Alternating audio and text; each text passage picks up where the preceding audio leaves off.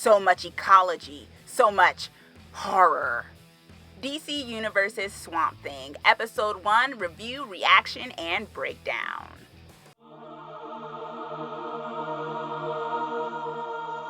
Hey y'all, it's your Twisted Girl Next Door here, and I am doing a review, reaction, and breakdown of DC Universe's latest show, Swamp Thing.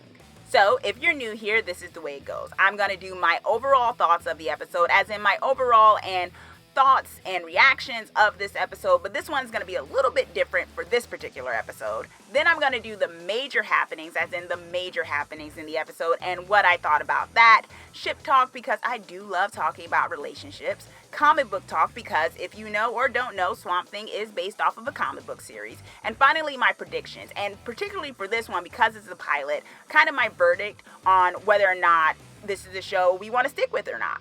Okay, so for the overall reaction, initial reaction and thoughts of the episode, I did something a little special, or more so a collaboration with a friend of mine, a fellow YouTuber that some of you may know or may not know, but get to know, NerdSOUL, aka One Youngster, aka Michael, my friend. And so we watched the episode and we sat down right afterwards just to kind of get our pretty much the quickness of our reactions, kind of no filter sort of a deal after watching the episode. So let's get into that right now. Hey, we're here. What's up? We just watched Swamp Thing, y'all. The first episode, DC Universe's Swamp Thing. Just finished the episode, getting right on camera. It's pretty good. I'm not mad at it. It's got that horror vibe. 1 out of 10, what are you giving it?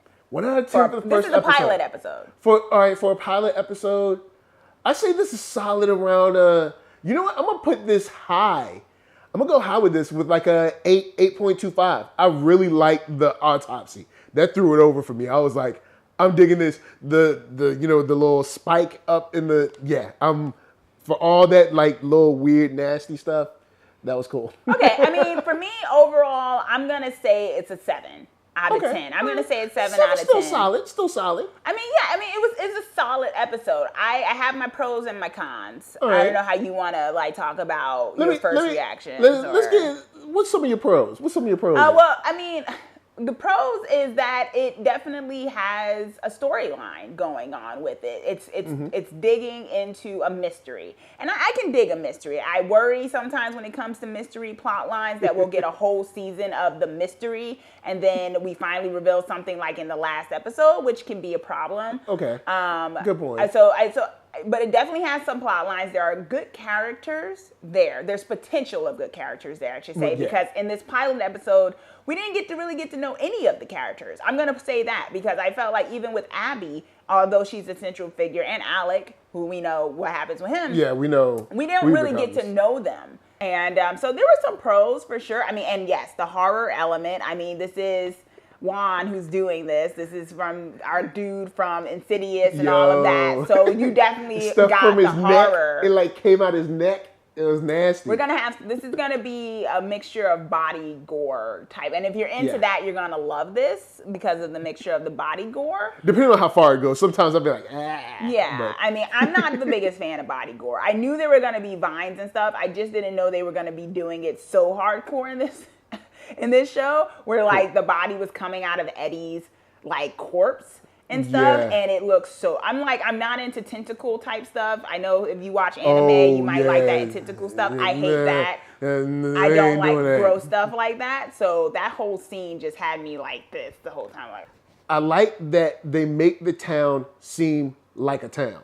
Like we saw the school, we saw a town hall with tons of people there that were agreeing with old boy, and some that weren't feeling it. You know what I'm saying? They were like, "Yo, we've been down this road before in '86 and '92, I think he said." And then we also see the kind of the watering hole. So, and then of course we got that cove area where people doing sneaky stuff. So it seems like it's bigger than like, oh, we're in this room talking, and we're in this room. It's a world. There's already a world established. And I think we both can agree on that. Like you go in and there's history there. All right, now I will say a con. Okay. I'll throw a con out there. The whole we both fell from grace kind of thing. I was just like, I know we got to do it, but do we got to do it? What? The whole like, you fabricated results and I killed somebody. Okay, so are you getting on the romance? Not the romance, but just like you did something bad and I did something bad. Like we're equal on that. Like it's like you don't have to match for match. Like that doesn't have to be the only thing that they bond around or bond on, I guess.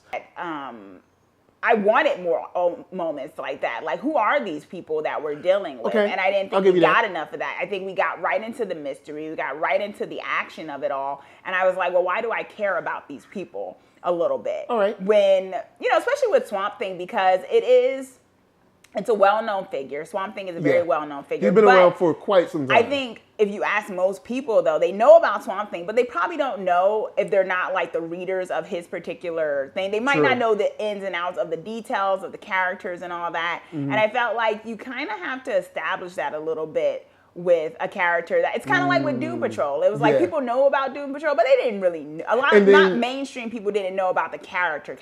And they got that kind of backdoor pilot on Titans. Yeah. So it would have been nice to get maybe something on either Titans or Doom Patrol about this to kind of like lead us. So maybe they didn't have to do so much heavy lifting of just like, hey, let's get to the point. Instead of we could like learn about some of these people. Yeah, we know more what's happening. Yeah. But we don't know who these people are. Yes, exactly that. And I don't want to say that as a con necessarily because it's a different way of doing a show. But I guess I really appreciate it's kind of you give us the characters on the back end. Yes. And then all right, but I see where you're coming from. Yeah. The other thing is this was like Titans level dark. Like, we all know, I think that was the ongoing jokes. I mean, I'm not going to keep comparing, but you have to. They're in the same world, so it's fair. Yeah, it's fair. And it was just like, Doom Patrol was bright because most of the stuff happens in the daytime in Doom Patrol, so I love that because I could actually see people, and we all know what's going on, what's happening. Yes, and if you watch Titans, I think one of the jokes was how dark it was filmed, and I got vibes like that from this thing too. I was like, I was but at least they're in a swamp. It's supposed to be dark in a swamp. Okay, I'll give Titans, it was just like, yo, man, like, is it in daytime? Yo, is there ever like a sunny day? Even though we ain't even in Gotham all the time. Like I know in Gotham it never seems like there's a sunny day, but they weren't even in Gotham. We're in regular places. I'm gonna just tell y'all, look, watch it back in the swamps, man, because it is not safe. And what's the name of this? What is it? Marais? Marais. Yeah, just watch it back in Marais. Marais, Louisiana. Yeah, it's not good for you out there in them streets or in them swamps. Yeah. It was definitely. I did like the special effects though of the actual vine. That's what I was going to throw in a pro. The effects here on point. I will say one thing though. You look, just don't wear sandals in places where your feet aren't able to be protected properly. All right, you wear sandals like on the beach, nowhere else. All right, sandals you need chancletas. Wearing your chancletas because I'm like it's raining and swamp and it's like little things and bugs and in your toes and this. Don't wear like boots, like tight boots. You were pointing that out while we were watching. You were like, "Yo, this dude is why is he because my feet." wearing... I was like, my feet feel scared already. And this particular pilot, there weren't as many jokes, and it was very much. And I think you could fall into it feeling like it could be grim because of that, like a very grim thing. So I really enjoyed Alec. Funny enough, who ends up being Swamp Thing. I really enjoyed him bringing levity with some of his jokes and quips that he made. Yeah. I wonder if he's going to keep that kind of humor as he's like Swamp Thing. It would be funny if he keeps that humor. I hope so. I really hope so. I hope he keeps that sarcasm. That he doesn't just become this stoic kind of I'm the green. Yeah, because the Swamp Thing I know about mostly is very stoic. Yeah. Very neutral. I ain't helping out nobody unless something is affecting the green. Yes. If it's not affecting the green, I don't care. Yeah. And I'm one of the most powerful people on earth, and I don't care. Unless y'all messing with the green, Yeah. I'm not interested. And I think that's going to be the interesting way where they take the series, because you can have a character like that, but no one wants to, like, I feel like most people No won't one be wants able to hang with that character. Yeah, no one's going to be able to relate to that character True. too. Like a whole character, like I feel like even in the campy version of the 90s when it came out, or was it the 80s? Like the whole thing was late 80s maybe? Yeah, it was their Y'all let love us know. story. It was their love story and stuff, and you still kind of liked him because he made little jokes because it was camp. And I feel like if they allow him to have that camp of like maybe like a line thrown here that lets you know, oh, okay, there's still a guy who has a little spirit in there. You know what I mean? Because we know in the comics, not to talk too deeply in the comics, but we know in the comics Constantine ends up helping out. But we also know we don't have Constantine in DC Universe. We have my dude. We have Crowley. Yes. we got Crowley. From Doom Patrol. So Constantine Light. Constantine Light. I was like, oh, Crowley in the house? I feel like maybe Crowley might show up in eventually somewhere down the line. I wouldn't be mad at that. I wouldn't be mad at that at all. Do you think they're going, because I asked you this before we started filming, but do you think, they've been leaning, that's the other thing I would say about a little bit of a con. There was a lot of jargon of medical and science there. Oh, yeah. And I felt like some people might get lost, like, what are we? I mean, when they showed stuff, that was cool, but then it was like, okay, there's a lot of medical and scientific jargon that they kind of just flew through. Yes. And I wonder, they seem to be leaning very much on the whole idea of science and medicine. But we know in the comics, Constantine comes in, and there's magic, and there's a whole thing about the spiritual world and souls and stuff. Do you think they're going to go down that route? Or do you think they'll keep it very much about science? Towards the end of season 1 and into season 2, yes. Okay. Yeah, I think they're gonna start to open the door more into how this happens. Oh, it's connected to spiritual and supernatural, and I think it's gonna open up that and show the dichotomy and also the connection with science and the supernatural and magic and all that good stuff. Yeah. So do you think it's gonna be popular? Do you think it's gonna be a popular show? That remains to be seen. I want to say, in the horror community, yeah, I think it's got what it takes for the horror community to get behind it. Okay. Yeah. So I'm sticking with it. I'm gonna stick with it. And now, in like 3 more episodes, if they trash, I'm leaving. But I doubt that, because DC Universe, you've been good, so I'm gonna be down with you. I'm happy with this one. I'm giving it a 7. I will admit that I think Doom Patrol and maybe even Titans had a stronger pilot. Yeah. Had stronger pilots than this one did. But I think that's comparatively speaking, because compared to a lot of other shows, this show was and 7 actually is top still bar. good. Don't sleep. 7 is still strong. Yeah. So yeah, that's it. Now we're gonna get back to the regular scheduled program. Like now. A sickness is affecting the people of Marais, Louisiana. Dr. Abby Arcane returns to Marais, Louisiana, which is her hometown, because there is a sickness, something of a plague, affecting the people there that live next to the swamp. The swamp being, for a lot of the people there, their livelihood and such. And when we first meet Dr. Arcane, she's actually in the Congo, because she seems to specialize in this sort of thing when it comes to sickness and plagues and outbreaks. While all of this is happening, she meets the scientist, Alec Holland, who is investigating the outbreak and what's going on there. And they investigate together. And Holland basically shows her what he's been working on and what he's discovered, which it seems to be some kind of organism that is attaching itself onto the green there, the swamp, and making it so that it grows crazy-like. What we also see is one of the men who we saw in the beginning of the episode, who had gone to the swamp, the one person out of the 3 of them who had survived when they were out there on the water, dropping something in the swamp that we don't know necessarily yet what it was. He got back and he sent his daughter to school, Susie, and she got sick. She was the first one that we saw got sick that actually brought Dr. Abby there. But then we also, in the midst of all this going on, we see a really gross scene of him being in the bathroom and all these vines coming out of his body and his mouth. So then there's an autopsy scene, which gets even more gross.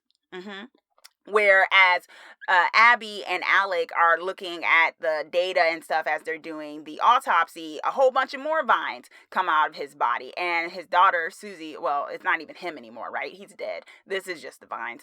Susie sees this. She passes out. Abby saves her life again. And yeah, it's just total chaos right now. And there's some deadly vine type tentacles out killing people. In the midst of all this, Alec and Abby have a bonding moment where we find out their past. I'll talk a little bit more about the flirtation and all that stuff in my ship talk, but we find out that Alec is something of a disgraced scientist. He kind of flubbed the numbers and the data of what he was trying to figure out. And so that's how he ended up coming to Marais, because he's not actually from there, working for the big time company there, which I'll get to in a little bit. And then he's fired from there for reasons. And so now he's staying there to investigate what's really going on. And so we also get through that Abby has a secret when it comes to her former best friend who died some years ago, where all we get basically is Abby saying she killed her best friend. Yeah, so that's what we get. So they bond over their dysfunction.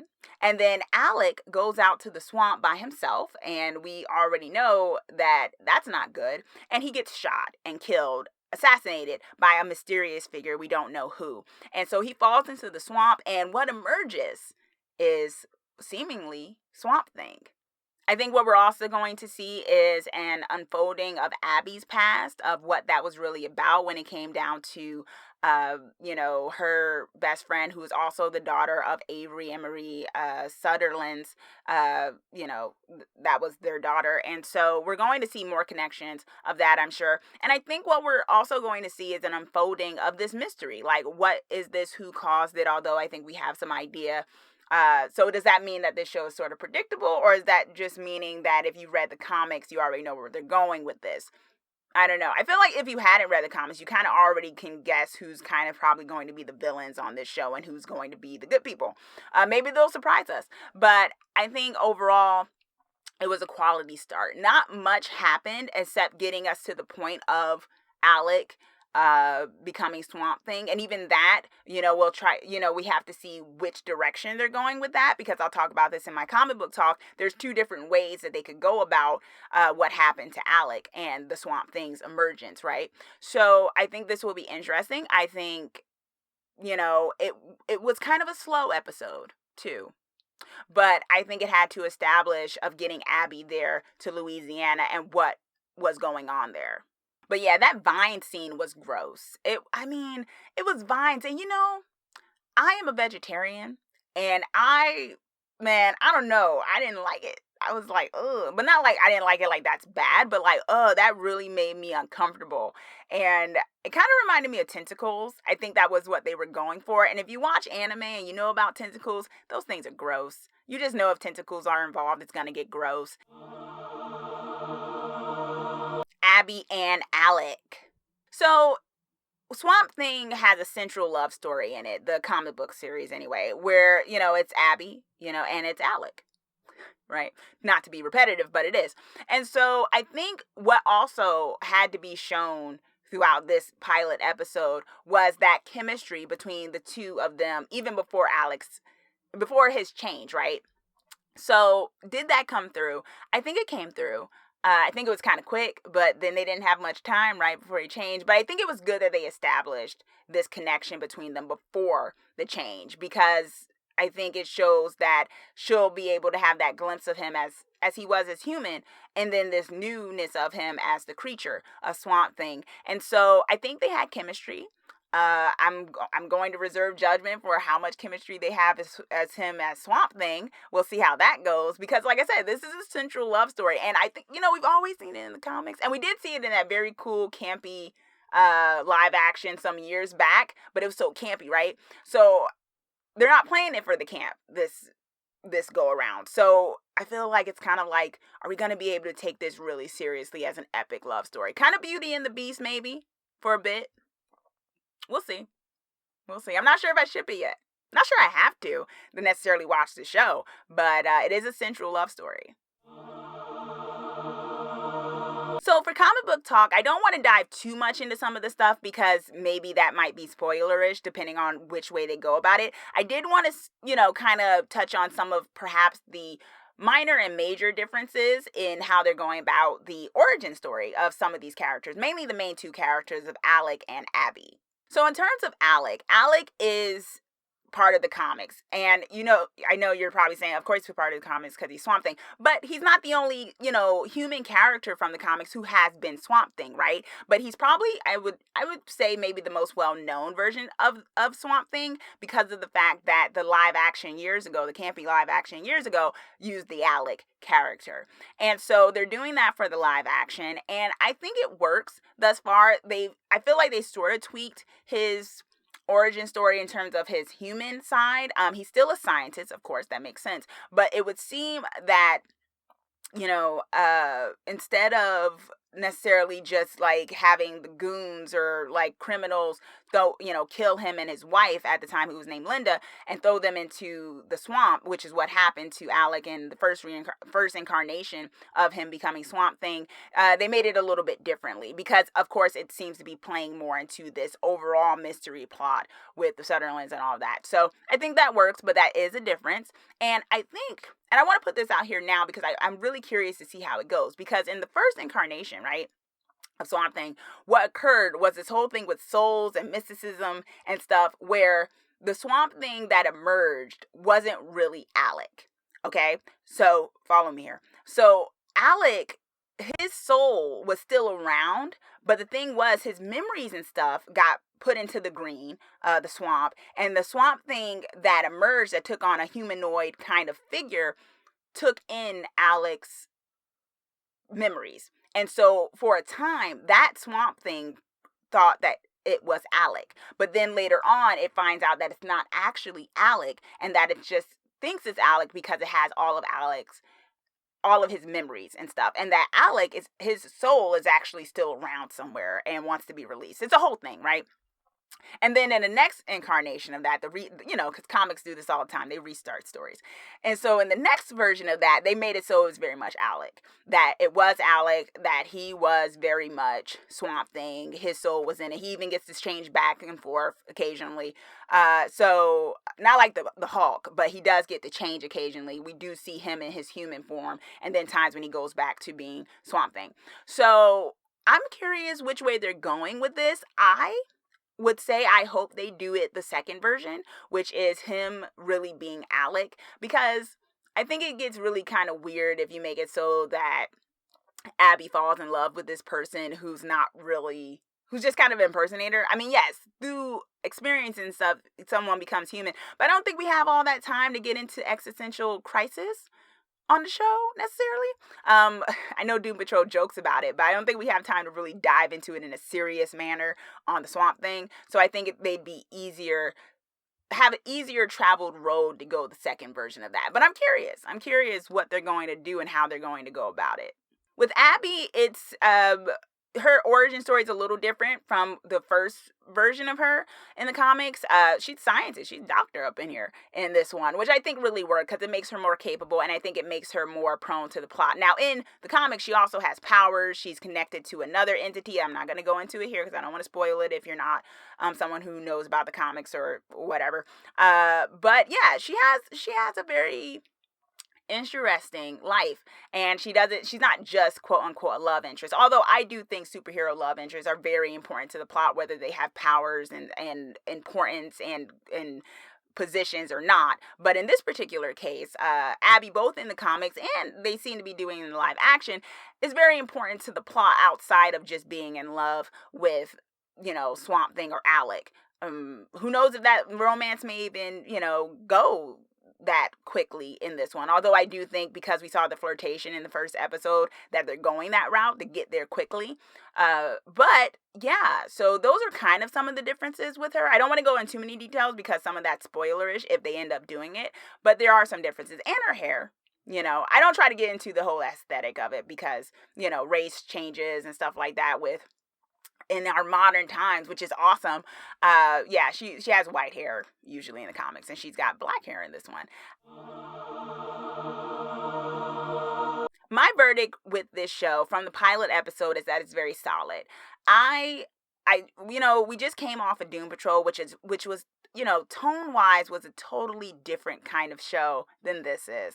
So I think for those who watch Doom Patrol going into this may feel, I don't know, a little bit kind of off-centered for a little bit, because, especially if you really love Doom Patrol, because the chaos, the ridiculousness, the hilarity of that, and then going into something that's a little bit more somber, a lot more slow-paced, may throw some people off a little bit, but I like it. I like it so far. I'm going to stick with it. I think it'll be very interesting. I'm curious where they're going to take this, and hopefully the mystery will be interesting enough and not something that we can just guess from the very beginning.